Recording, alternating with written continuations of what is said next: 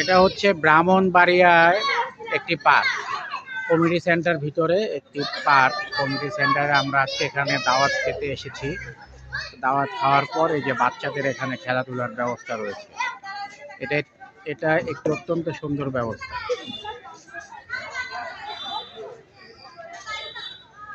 এই সেন্টারটার নাম জানি কি? এটা কমিউনিটি সেন্টারের ফুড ফ্যান্টাসি। হ্যাঁ, ফুড ফ্যান্টাসি।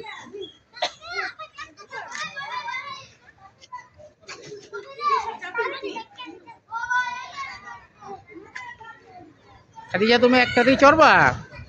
আরো আছে তো অনেকগুলা। এটাই মজা পাইতেছো বেশি?